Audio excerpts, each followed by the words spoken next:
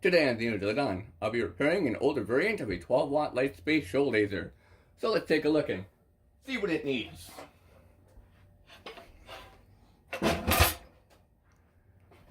Everything.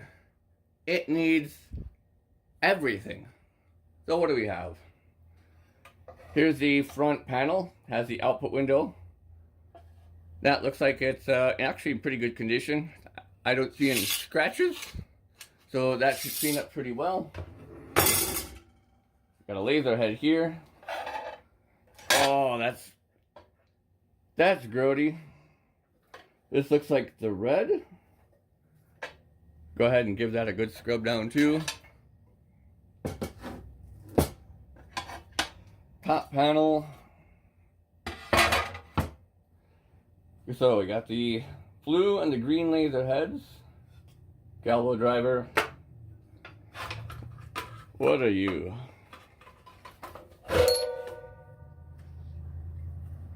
$637. Okay, so that's probably the driver for the red laser head. Let's see if that is.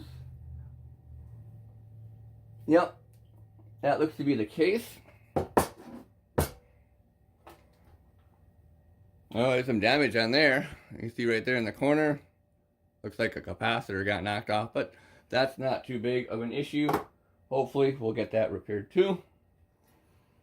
Looks like it's missing all the optics for the RGB train. So, it's supposed to have a first surface mirror here.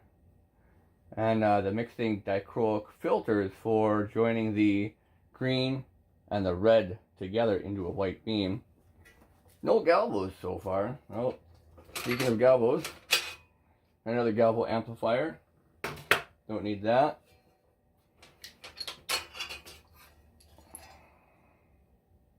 So these are the bars, I think, that go here. Hold the top on. Yep, okay. And since this is all loose already, maybe I can easily separate that out. Get a good look on the bottom. See, where do these wires go? To the power supplies. Okay. So yeah. Well, I don't even know how to approach this right now. It's all in pieces. Let me take that back panel off real quick.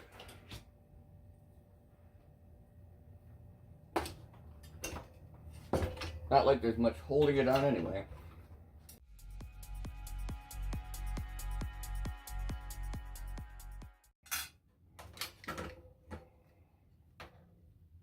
Hey! Got a first surface mirror, that's nice. Key switch. These go to that red laser driver for power. Don't know what that goes to. Okay, so yeah, let's kind of get everything pulled apart at this point, so we can do some deep cleaning and go from there.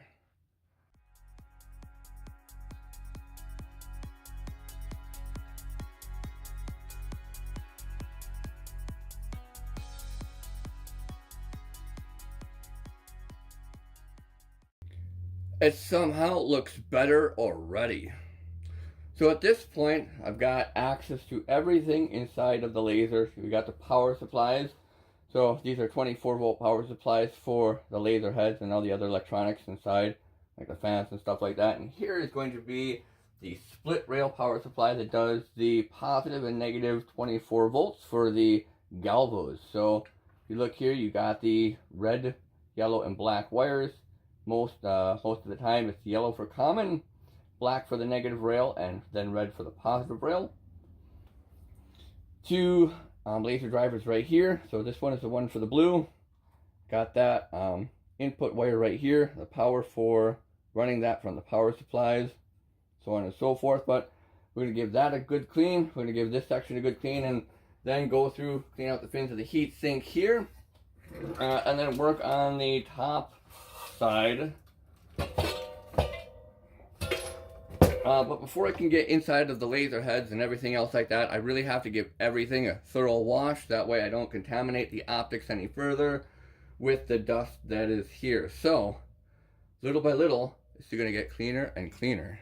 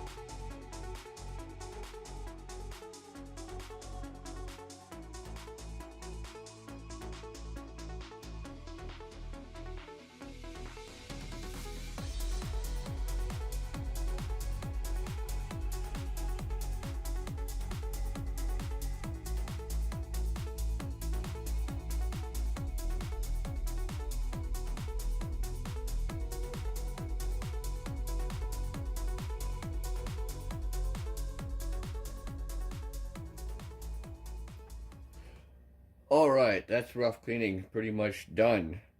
At this point I can clean the laser heads and see about putting this thing back together. Seeing what needs work and what doesn't. Before I get into reassembling the laser, I want to go ahead and test out the entire red laser system, see if there's any problems with that, given that it was floating around loose in the case. So to do that, I'm going to first hook it up to power. I have my adjustable power supply, and I'll connect that to the terminals here.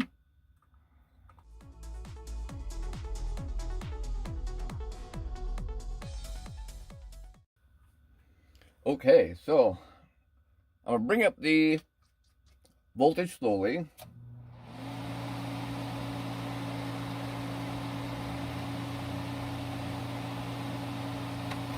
Let's see, we're at about 10 volts.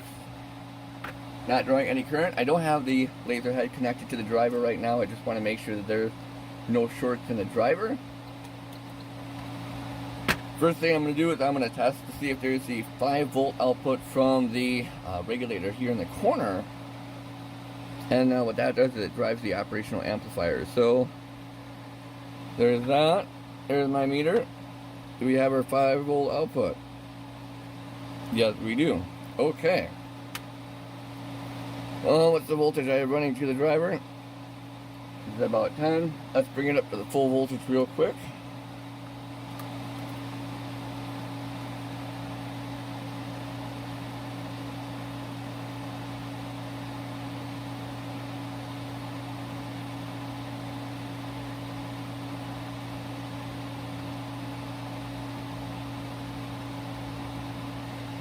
Alright, nothing looks shorted, so it might work. I'm going to go ahead and bring it down to about 20 volts.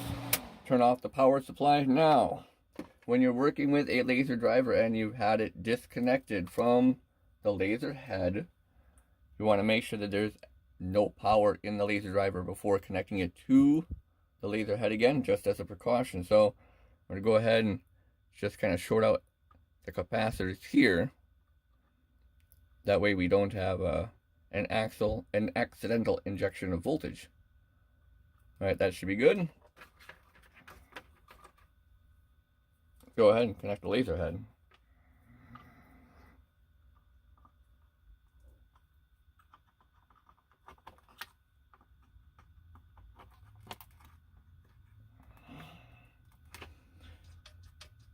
Okay, once again, starting with a lower voltage. Bring the voltage up slowly. So, bring it up to about 20 volts, see how it holds.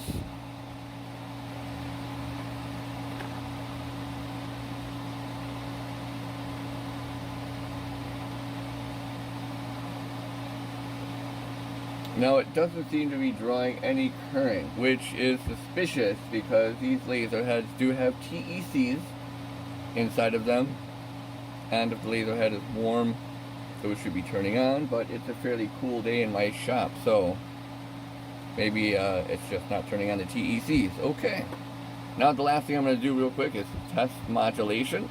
I'm going to put my meter in diode check, and what that does is it puts the voltage across the two ends of the probes here, so you can test diodes and transistors and stuff, but it'll also let me trigger the modulation, and hopefully we'll have laser light coming out of the module.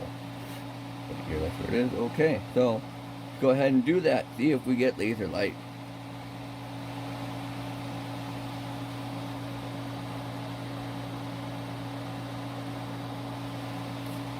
And we don't. Okay, so there might be a problem with this laser driver.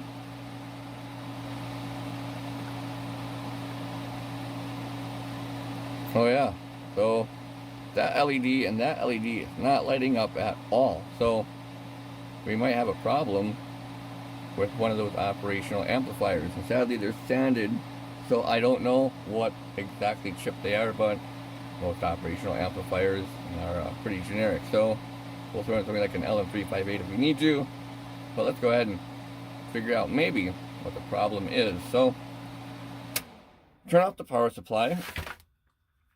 I'm going to disconnect the laser during this diagnostic run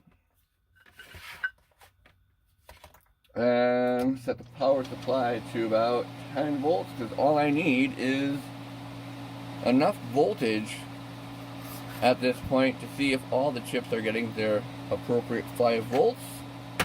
So we got the meter, put it in volts DC, and what I'm going to do is I am going to put the meter in for ground on ground, and we got our 5 volts coming out of here. So if I test here, there's 5 volts, and I am going to go and test around each one of the chips to see if we get the 5 volt rail. So for the operational amplifiers, it's usually this IC right here, sorry, this pin right here in the corner. So we got our 5 volts there, 5 volts there, 5 volts there,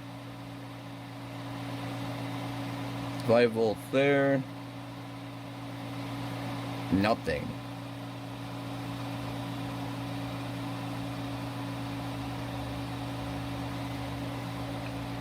Go around to the other side.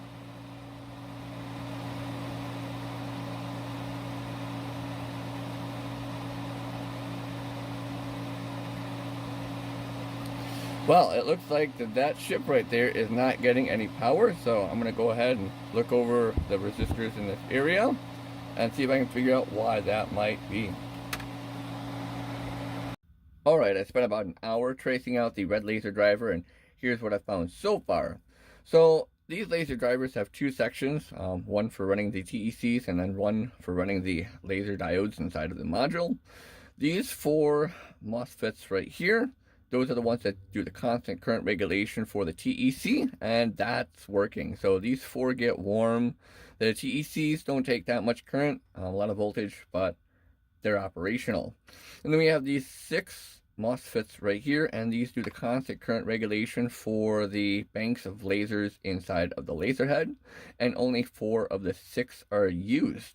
So if you look at the plug that plugs in this block right here, you'll notice that there's 2 unoccupied pinholes, and those are for the 2 other channels. So these 2 MOSFETs aren't in use at all, just these 4 right here for those 4 channels. So looking over the driver, I found the inputs to the control signal that controls the constant current portions and it actually turns the lasers on. So all the lasers look like they're in good condition. I've actually had them activate. The problem is that these constant current drivers aren't getting a signal to turn on, and that has to do with the circuitry that's up in this section right here. Now, I noted that this chip didn't seem to be getting power, but it actually seems that it gets power from this chip right here through this resistor network. I actually used a higher voltage on my modulation input, and I noticed that this LED lights up right here, but I have yet to see any activity on this LED on this section of the board. So let me go and show you that. I'm going to turn on the driver, and instead of using my meter, I'm going to use 3.7 volts from a lithium ion cell. So go ahead and plug that in. And it's hard to see with the bright sharp lights, but if I turn those off, you'll see, yes, there's a little red light. So, turn off the power again. Now, if you look on this laser driver, there is a lead right here, and it's connected to 100 ohm resistors. So there's a resistor right here, here, here, and here, and so on. That's for the input signal to turn on all of these constant current drivers here. Now, I followed the via that is linked to that right here, and found that it connects to this pin right here. I'll go ahead and show you that. You'll hear it beep. So I went and I tested the output of this chip right here, which is also connected to this LED. So to show you that, I'll turn on my power supply again. And I'm going to use voltage to test between ground and the output of that chip. So ground, and then over to this resistor right here where it meets. And we get about 0.7 volts. Now, if I plug in power for modulation, that should get pulled higher. So once again, check the voltage. And we get little to no change. So, because this output right here, pin 7, is not giving us any voltage, I'm betting that this chip is bad, because it's getting the correct input voltage to everything else. And I also think it's bad because this LED right here is not properly lighting up. Now, I have positive on pin 8 and ground on pin 4 with an output on pin 7. And I'm betting that this is just an operational amplifier. So I'm going to go ahead, I'm going to remove that chip, I'm going to replace it with an LM358 and see if that fixes the driver.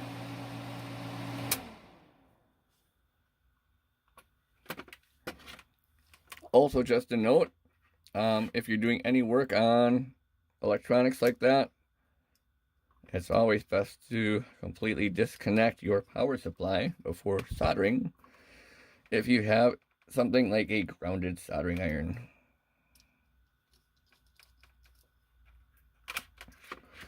Alright, go ahead and replace that chip.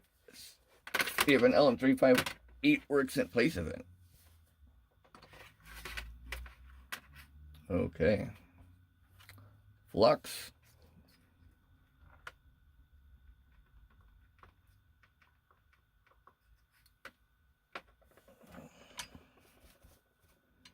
You know what? Before I remove that, I want to index that chip so I can put it back on if I need to.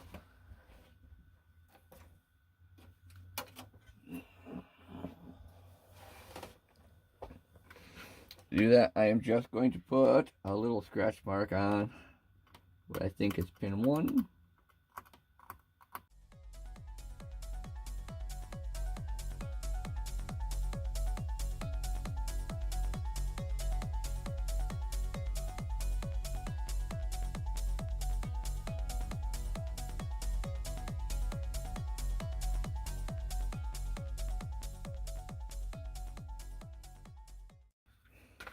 It's sadly crooked, but it looks perfectly functional to me.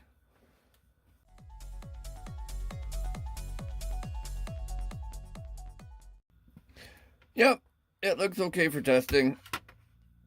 So let's go ahead and see what the result is. The worst thing I could do is load down a 5-volt regulator.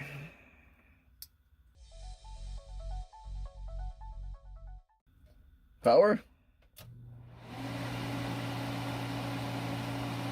We're drawing a suspicious amount of current. It's not going into that chip.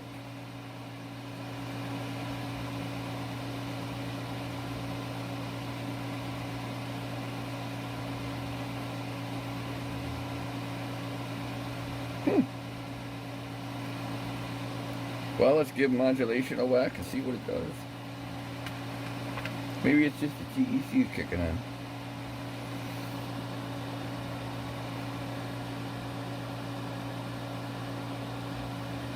And nothing. Well, darn. Higher modulation voltage, maybe?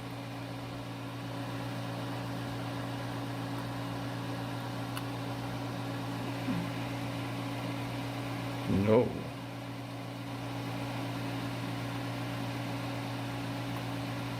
Yeah, that totally with the TEC's current drop down too. That's nice. Bring up the full voltage to see what happens.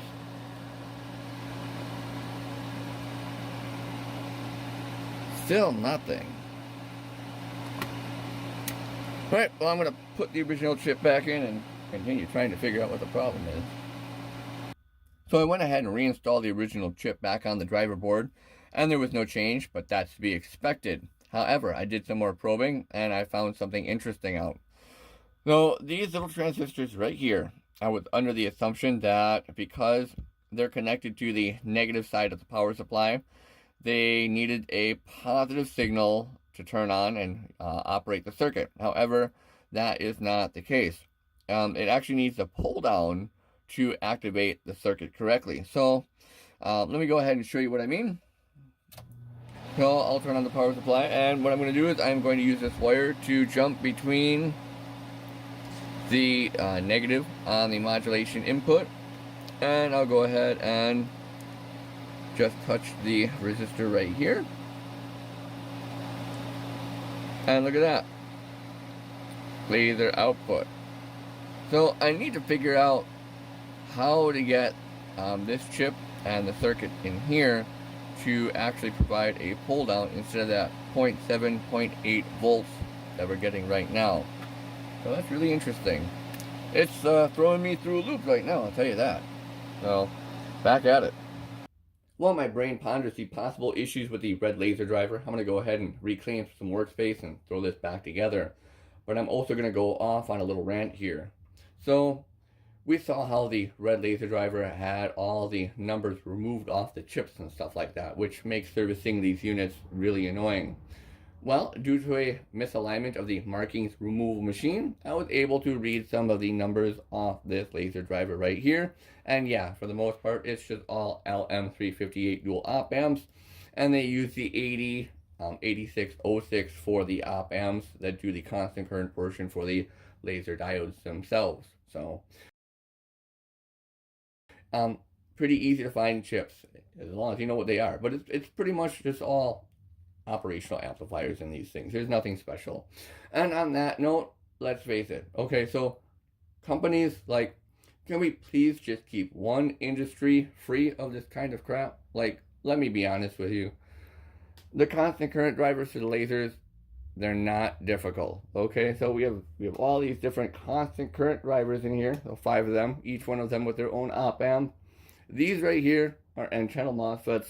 Like, as long as they, have the right current rating and power dissipation, they'll be fine. They don't need to be anything special.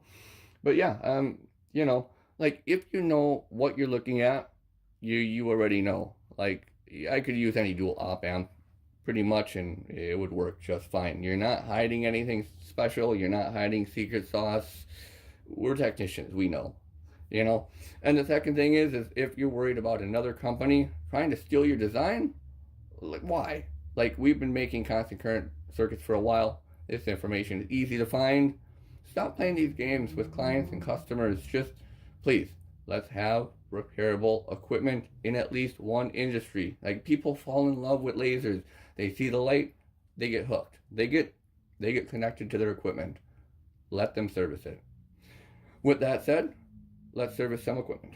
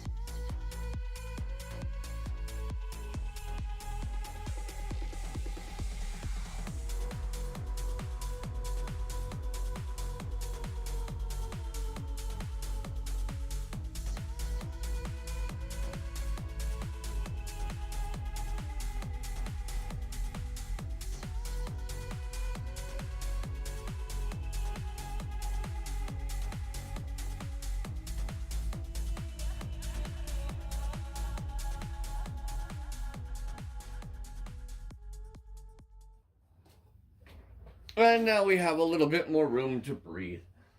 Let's get back to the red laser driver now. So in my quest to learn a little bit more about how these laser drivers operate, I went through all the parts that I have here, and I was lucky enough to find an older, smaller variant of these laser drivers that still had all the IC numbers intact. And that gave me a lot of insight as to how these laser drivers work. So let's get into it with a little bit more detail now. Alright, so you have these two chips right here. Those are LM358s, and they're doing the constant current circuit for these four MOSFETs here. And that is for controlling the current going to the cooling TEC on the inside of the laser head.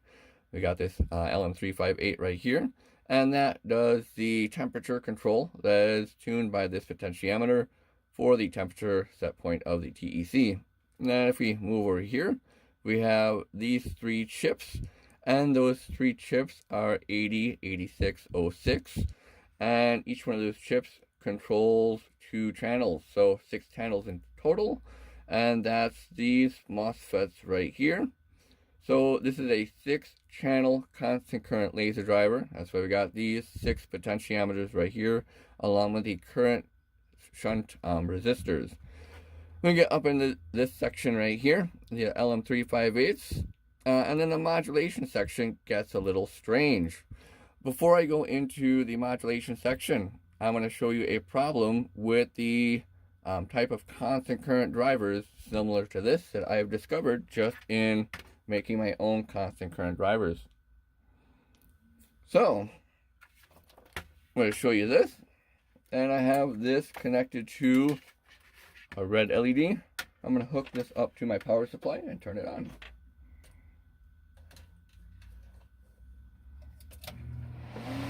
Okay, so here we have a constant current circuit driving this LED right here, and I can also modulate that LED.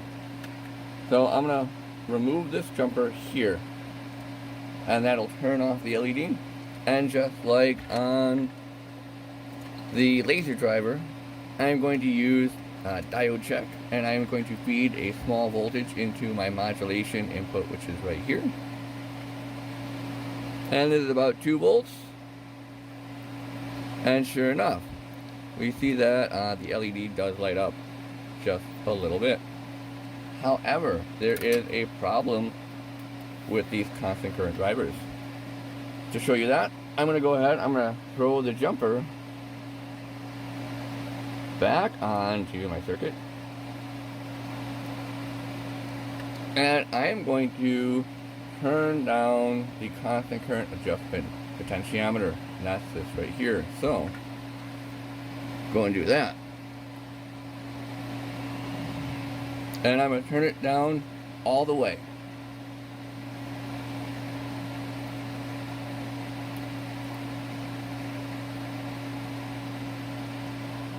Come on, go in. There you go.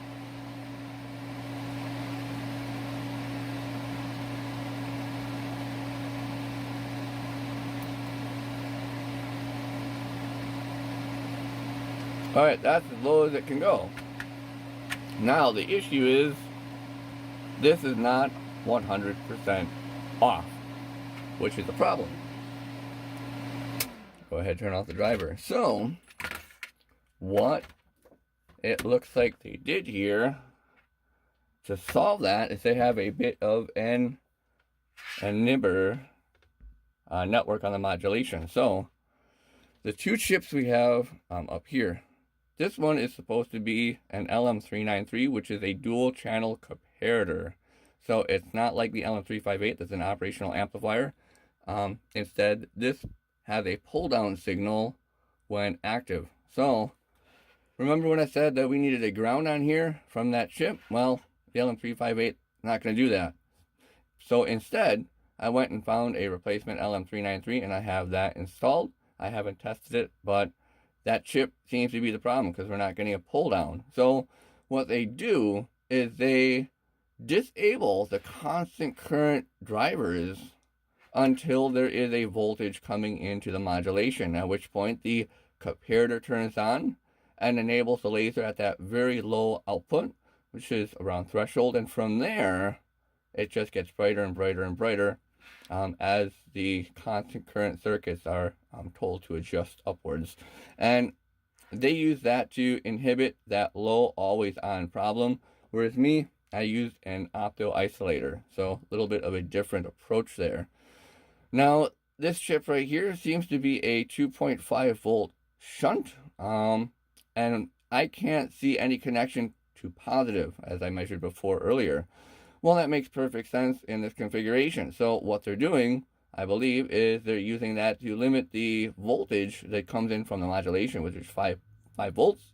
And so you got your 5 volt signal, and that goes through this resistor divider network here. And when it's above 2.5 volts, then we get the signal coming in, or just an equalization of that signal.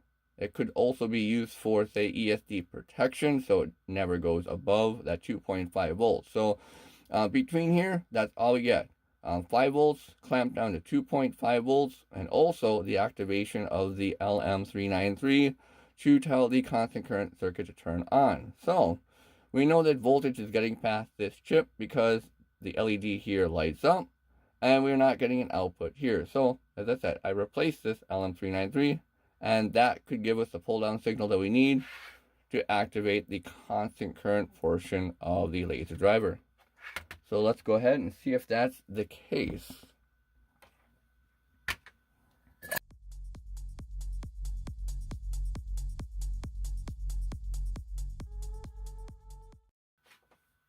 Okay, we have the laser driver connected. I'm going to turn on the power supply, and I'm going to slowly bring up the voltage to about 20 volts.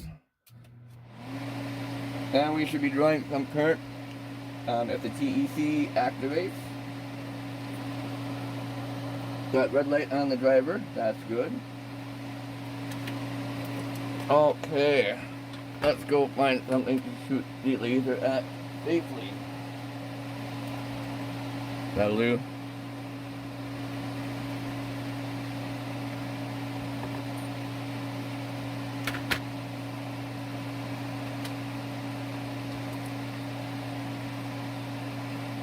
Okay, so we're at 20 volts. Let's see if that LM393 was the problem. Sure was. So now that we have that pull down signal that enables the constant current network, they can turn on and activate the laser. Now let's get this laser back into the laser. Alright, and now back to working on the entire laser. As you see, I went ahead and removed all the side panels again because there's still quite a bit I need to do on the inside as far as the wiring and a few other things. The first thing I'm going to tackle is to install a new PowerCon AC input, because while the lasers themselves do run on magic, the fans and galvos and electronics don't. They need a little bit of help from the AC juice fairy, so that'll help. So I'll put that in the back and then wire up the live, neutral, and ground.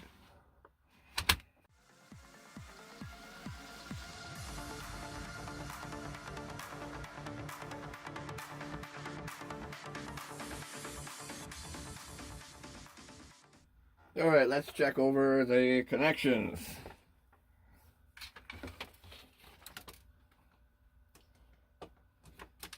So, power is on the on position, and I'm going to test at least 2 out of 3 connections with that meter.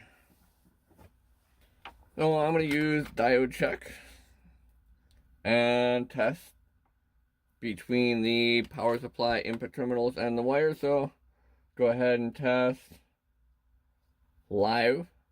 The meter will beep if this is wired correctly and the fuse is good. Testing. Good. Okay. Testing neutral. Good. Is there a short between them? No. Very good.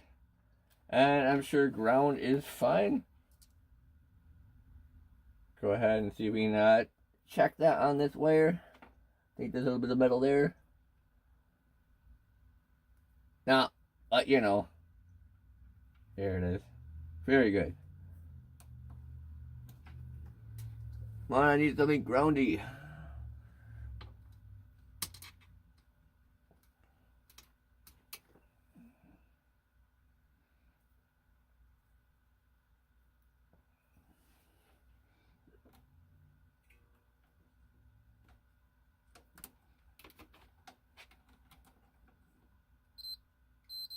Yep, okay, we're good.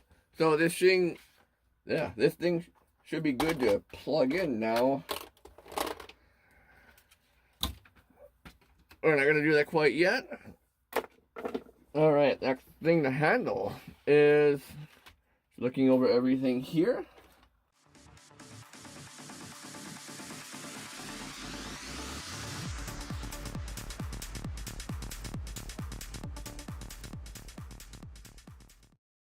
And then we need to plug the actual red laser in. So go ahead and do that now.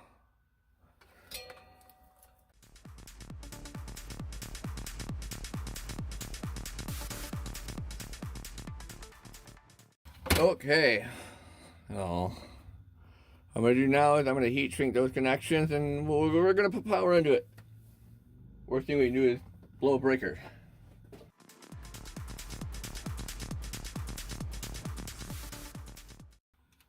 Okay, the laser is in the on state. Let's plug it in and see what happens.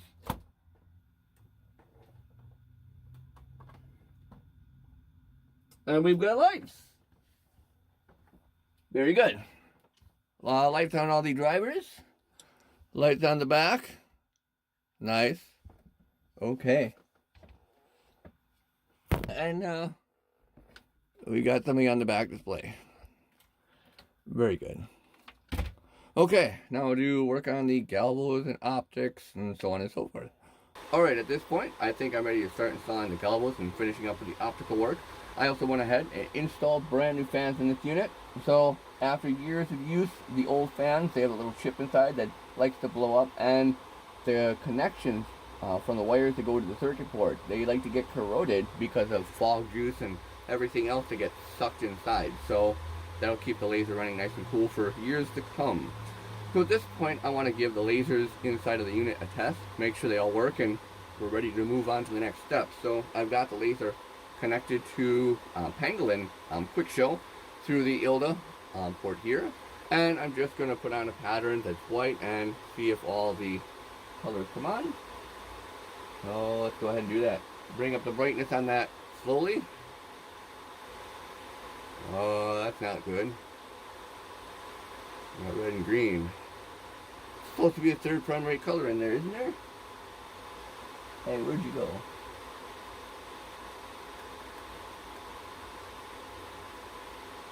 There you go. Yeah, there's supposed to be blue in there somewhere. If I know my colors correctly. Is it the cable? No, doesn't seem to be that. Other side of the cable. No, doesn't seem to be that either. Are we getting modulation signal? Okay, so let's see if we're getting signal for modulation to the blue laser driver. That's a simple test actually. You're just gonna need an LED. So here's a little blue LED. I'm using blue because I have a higher forward voltage. And what I'm gonna do is I'm gonna set the laser to 50% brightness on blue. Actually that's all the colors, but that's just to let me know we're getting a signal to the laser. I'm going to unplug the modulation wire for the blue. And I'm going to put the blue LED in the modulation wire. See if it lights up.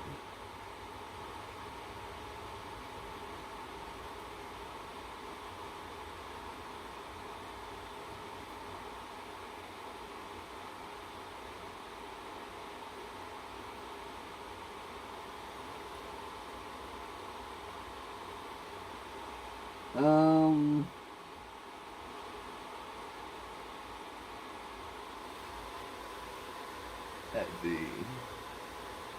Oh yeah, no, that blue LED does light up. No, you can't really see it, but there's the LED, and yeah. So we're getting signal to the driver. Definitely not the cable. Let's see if we're getting the 5 volts off that linear voltage regulator. Oftentimes it's that regulator that cooks. Oh, put that there. Let's check the voltage.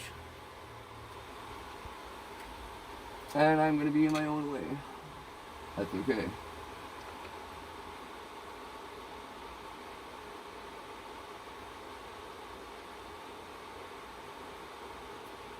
And the voltage off the regulator is 0 volts. No. Looks like all I gotta do is replace that 5 volt regulator, so go ahead and do that. Yeah, I don't think I'm gonna remove the laser driver. I'm just gonna work on it while it's still in the unit because there's plenty of room to do so.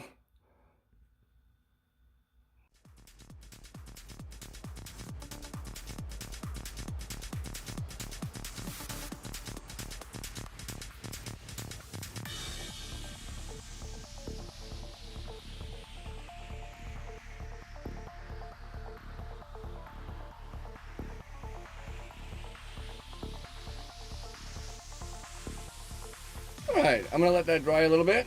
We'll see if it works. Okay, let's perform this test again with a brand new voltage regulator. Cue brightness. That's not good. Okay, let me see if I didn't plug in the modulation wire. Oh, now that's plugged in. Let's see if the voltage regulator is working.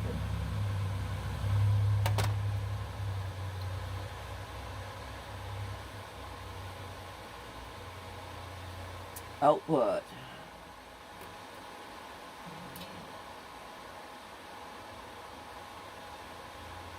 That AC, that won't help. Output. Nothing. But it's brand new. Input. Nothing? What do you mean nothing on the input? That comes right off the 24 volt plug. How am I getting nothing on the input? Are my meter leads like not working? Let me see. Nope. Meter's working fine. That's strange. Okay. Looks like I'm gonna go and see why I'm not even getting the input voltage regulator. The driver is lighting up. There's a little red LED tells me there's power getting to it, so something new to chase out. So I went ahead and I pulled out the blue laser driver. I have the laser running right now. Sure enough, we don't get any power going to the regulator, no power going out of the regulator, so that's a problem. Now, interestingly enough, I looked at the input connections here for power, and we have two negative connections, and then we have two positive connections. So this connection right here, the second one, is positive 24 volts. This connection right here, we have positive 12 volts. But we got a positive 24 volts on the positive 12 volt tap, and I think that's all controlling the TECs because this side of the laser driver is warm. So interestingly enough, it might be a case of we're just not getting 24 volts to the other side, which controls the laser. So I'm going to go ahead and just touch the two positives together and see what happens. Ooh, that's a bit of a spark. Hey, there's blue though. Good news, everybody. We now have three primary colors of which to work with.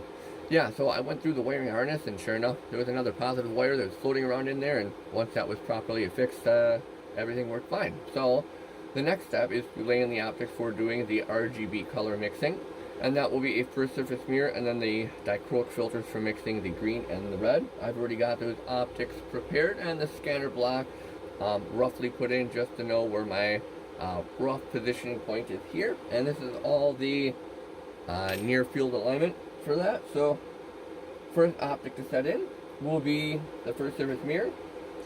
For putting the optics on, I'll be using West Systems 105 and 205. It's an excellent epoxy.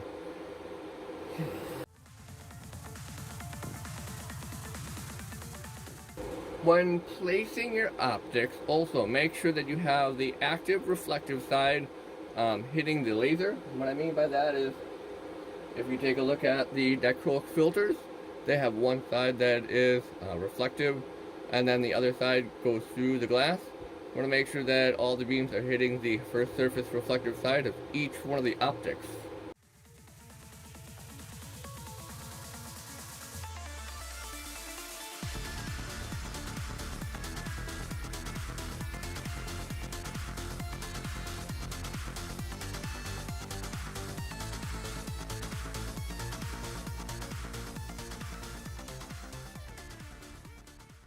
Yeah, so what I'm going to do is I'm going to let the epoxy cure.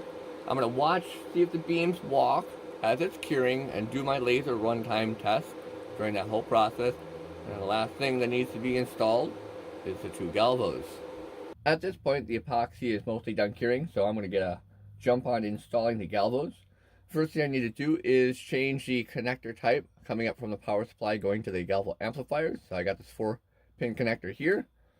And the new pin for the Lightspace galvos by Phoenix Technology just uses this 3-pin connector right here. So I've got 2-pin connectors, and I'm going to solder on the ends of these wires. That way I can get power to both the galvo amplifiers.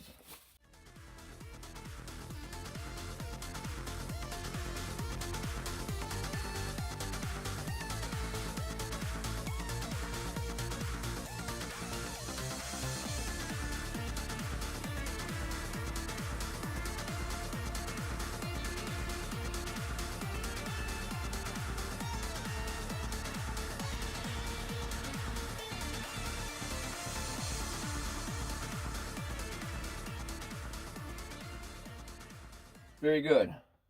Now let's double check the voltage rails. Make sure they are correct.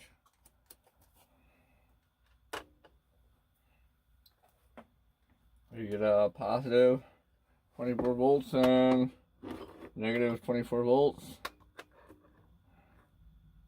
There, that works.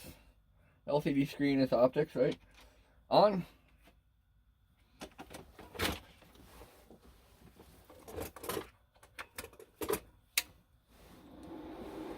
Okay.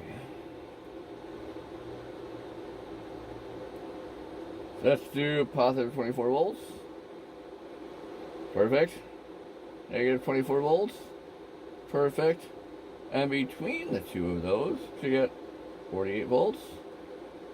Perfect. Check this one. Make sure that one's good too. Positive. Good. Negative. Good. And between the two of those, 48. Perfect. Okay, so now we can put the galvo amplifiers in.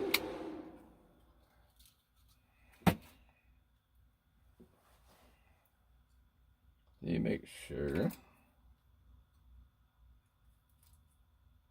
Yep, okay, so one will sit right here, and one will sit right here.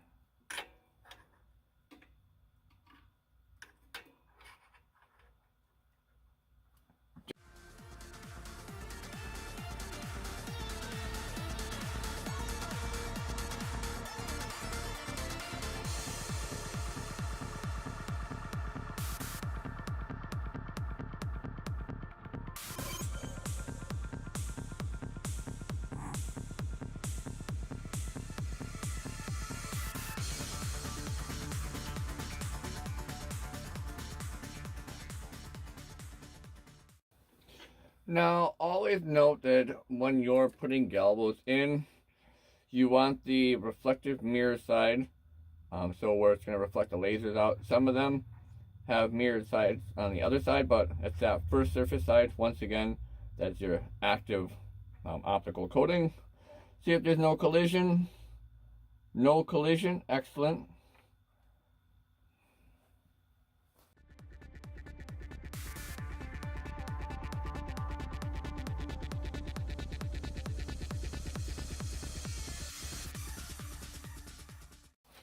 Now I'm going to roughly set the galvo position.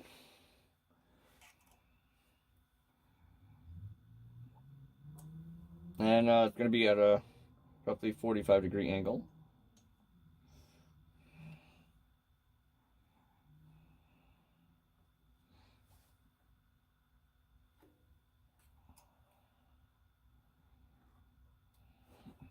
And same thing with this one, roughly 45 degrees.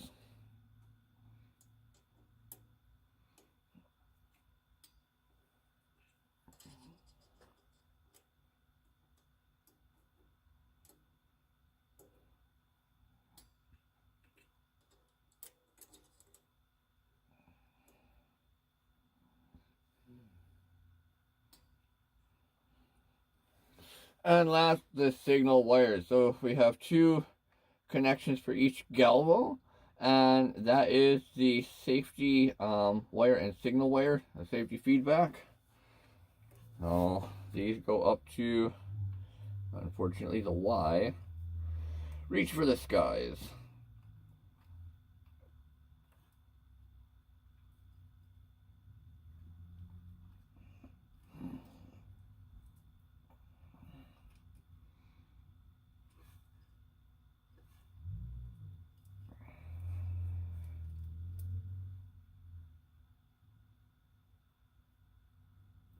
Boy, I think I'm going to have to re-swap the position of those galvo amps because these wires.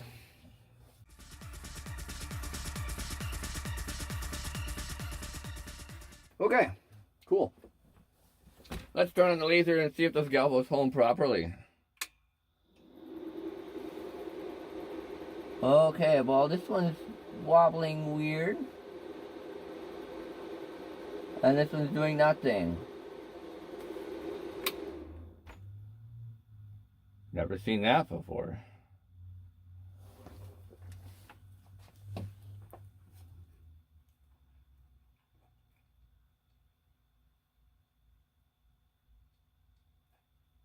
Right, that's an obvious problem. An obvious problem and simple dyslexic mess up indeed. So what ended up happening is, even though I followed the color code correct on those 3-pin power connectors, one of them was actually physically pinned backwards, and that caused the galvo power supply to try to feed reverse voltage into one of the galvo amplifiers, and that caused that power supply to go in overcurrent protection mode. So hopefully the galvo amplifiers are still fine. In cases like this, they usually are, simply because that power supply has shut down. So let's go ahead and see if the galvo is home properly now. Well, it looks like the shutter is actually wired back. Hey, they home. They look good. We're going to have to exchange the position of these two wires here, because this shutter flag should actually be in the upwards position, blocking the laser until it's enabled, but that's simple. I'm going to go ahead and do that, and then we're going to move this out into the larger room and then position the galvos. Alright, let's do the near field galvo alignment. At this point I have the laser running, and I have the scan block just a little loose so I can make adjustments to it. I'm going to be running the test patterns and Pangolin Quick Show at 25%. And this right here is probably one of the most dangerous things to do, simply because you don't know where the laser beam is going to come out.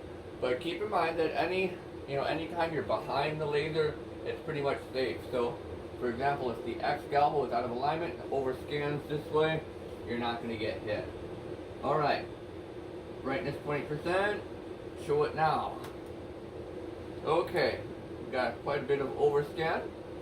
So, let's adjust the galvo position. Bring the brightness down a little bit more.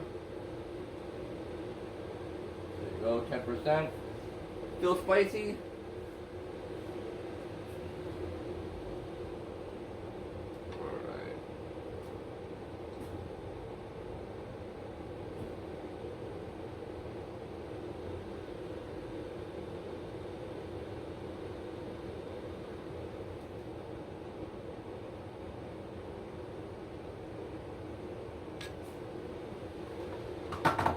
Alright, now I'm going to correct the position of the X. Try to make it as centered as I can. And you want to be careful that you don't hit the glue that's holding the Y galvo mirror on while doing this.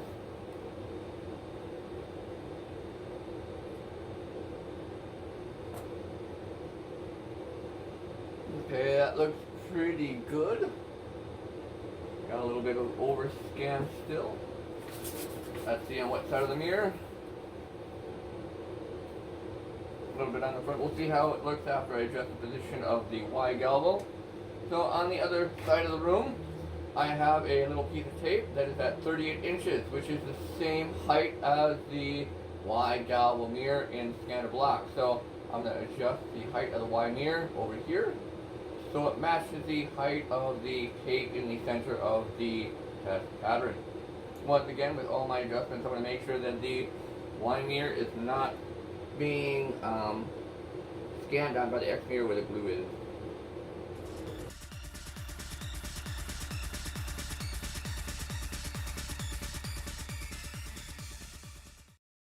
We may have to make some adjustments with the position of the kinematic mouse to get everything to line up.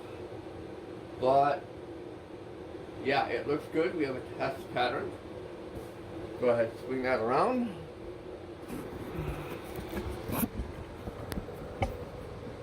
Well, there it is. I'm going to work on the near field alignment of the kinematic mouse inside of the laser. See if I can get those beams a little closer together on the horizontal axes. Time for a several hour burn-in test. Why do they call it a burn-in test? That's why. And now for my favorite part of laser repair, the far field optical alignment. As you see, I've already taken the covers off each one of the lasers. And remember, if you're taking the covers off, pull it off as vertically as possible, so that way you don't crack any of the optics that might be inside. This is the red, the green, and the blue, and each one of these laser heads has several of the same laser diode mixed together optically to provide a higher power beam. The red uses the weakest with 200 milliwatt laser diodes, so we got 20 of those, giving us a full 3 watt output when all their power is combined. Now, how these assemblies work is it's called knife edging, and they stack the beams on top of one another and along the sides of one another. So there are 4 banks in this laser of 5. We've got these 5 here, these 5 here, and same thing on this side. And this bank of mirrors is a little higher than this bank. Same with the lasers. You can see that these are higher than these. So the lasers come out of those little modules and hit those mirrors, and then those mirrors reflect the beam this way. So that gives us 2 groups of 5, so one group on top of the other. and those groups of 5 hit this optic. We got this optic right here, and that's a quarter wave rotator. So what that does is it rotates the polarization by 90 degrees, and each one of the lasers are installed so that they're horizontally polarized. So the light is going this way.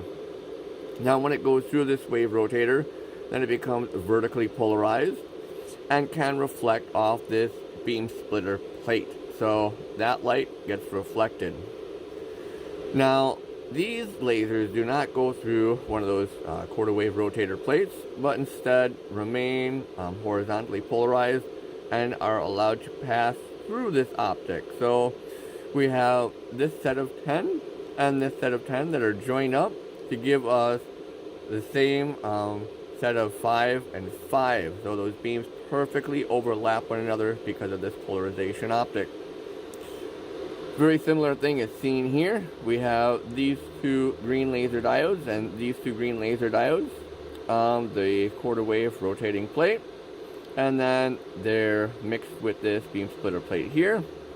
And then we got these, which are anamorphic beam correcting prisms, and these will do the axis correction, so that way we get a nice small tight beam, because the 2 axes, the fast and slow, diverge at different rates, so this corrects for that. And then the same is exact for the blue. Got these 2 here, beam splitter plate, wave rotator, and then the anamorphic beam correcting. So if you notice on each one of these mounts, let's take a look at this one right here. We got this screw, and this screw actually has a little bit of play around it, and a lot of the times it's kind of cut out like a horseshoe, so you can move this whole mount in and out a little bit, and that is what I call the strafing adjustment. So you can move the beams like this and get your positioning. Then we have the ability to rotate these mounts, which allows you to move the beam like this. And then we have the vertical rotation right here, which allows you to move the beam this way, which gives you up and down. Now, if you are doing your adjustments off the galvos like I am currently, you have to translate the motion. So, for example, if I want to make a vertical adjustment on what it looks like on my output, I would have to do a horizontal adjustment inside of the laser head because of that translation due to the galvo mirror reflection. So, in order to correct that vertical problem, I would rotate or strafe the optic. And to correct a horizontal problem in alignment, I would do a vertical adjustment where I would put my tool into this hole here and then move it like that, change how it looks vertically. So yeah, that's how I make those adjustments. Now, another thing that I use is translucent material, and I just get this from like broken TVs. And what this allows me to do is block the beams that I don't want to see while I'm working on other beams. And the reason why I use a translucent material like this is because it's not dark, so that way it won't burn or cause any smoke or contamination on the optics. Instead, it diffuses the light, which means that it won't be a part of the final output that I see while doing my alignment. So it really is the best of both worlds. You don't have to worry about anything burning inside of the laser head, contaminating your optics, and you don't have to worry about that interference from unwanted beams as you're doing your alignment. So that's pretty much how that goes. So I'm going to set up the camera, and I'm going to start doing all the alignments. Let's give you a good view on how everything looks before I do that.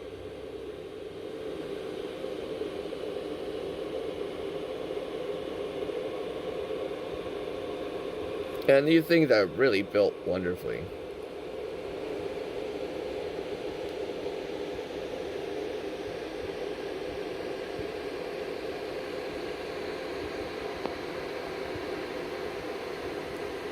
You know it's good stuff when they have laser orbs on them.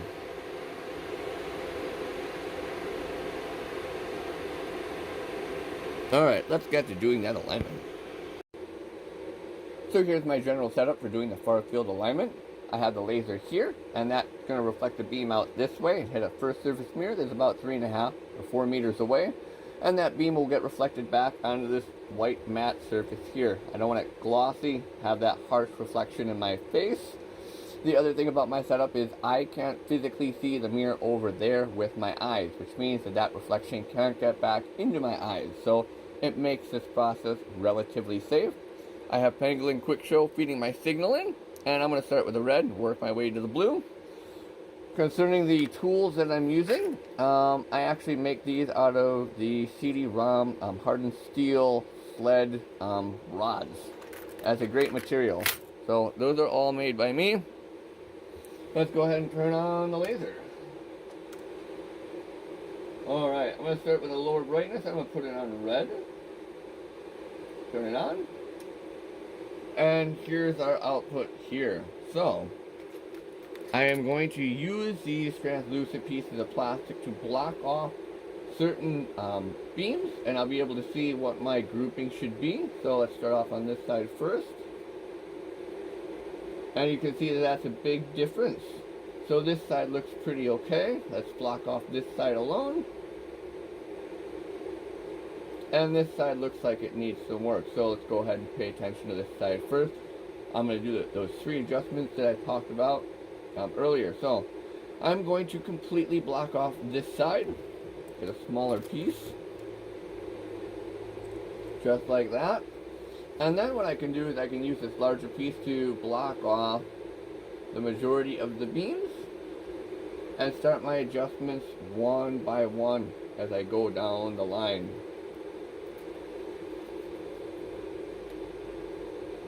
So let's start there. Where's coming from? That's coming from that. Okay, we'll move that the other way around. Perfect. Okay, so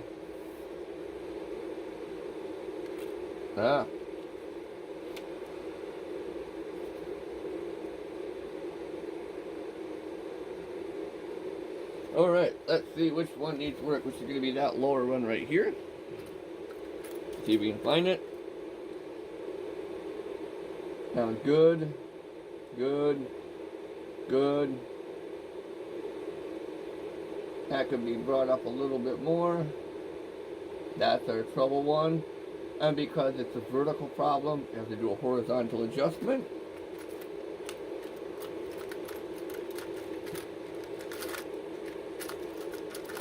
Come here, tool. That should be the right one. Double check. Yep.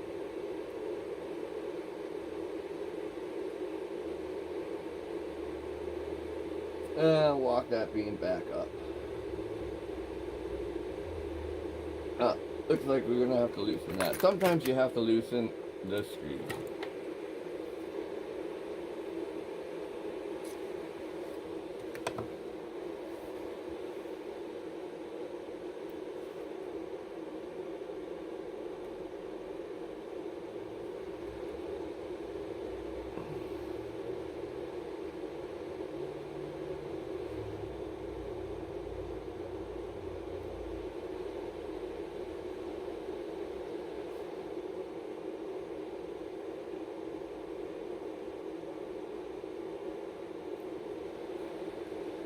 That looks better.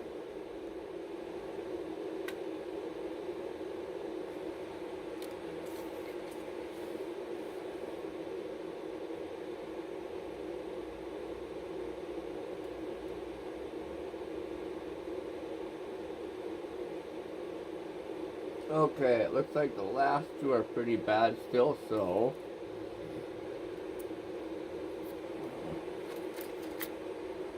block that one. That one also needs to be moved vertically.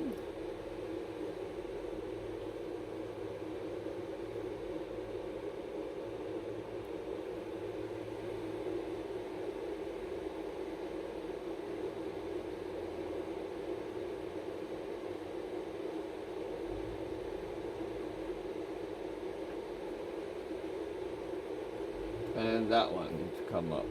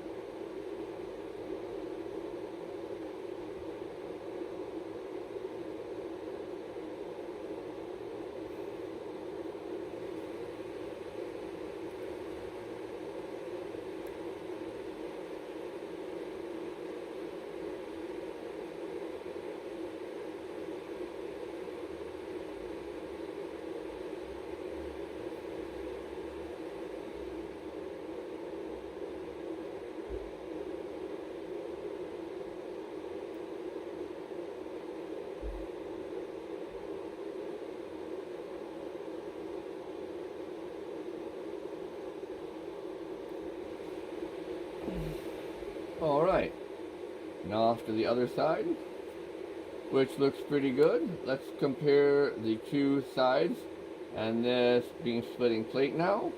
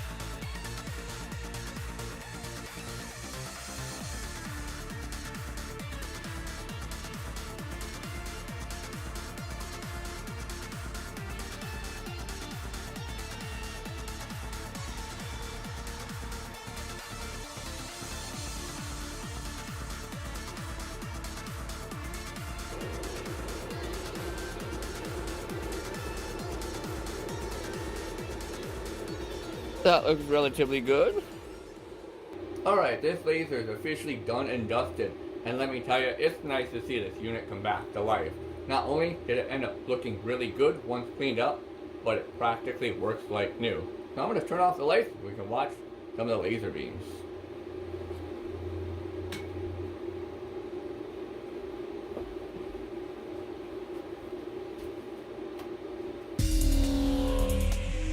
Warning, reactor core offline.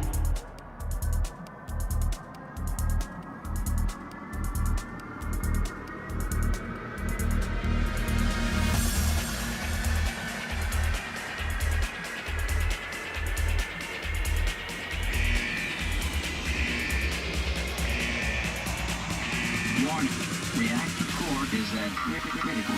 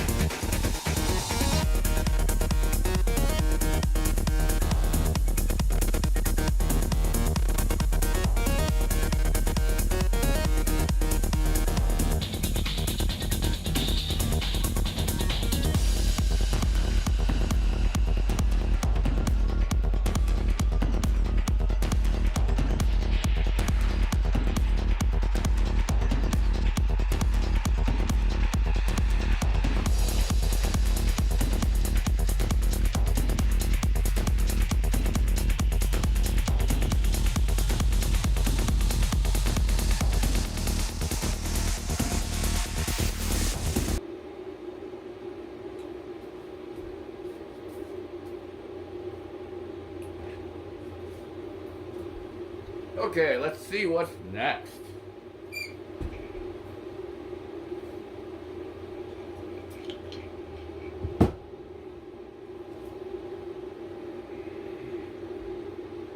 This laser keeps frying scanners and I'm not sure what the issue is. Tried to fix but kept running into dead ends. Huh. Will I run into dead ends too? Let's find out. Stay tuned for more.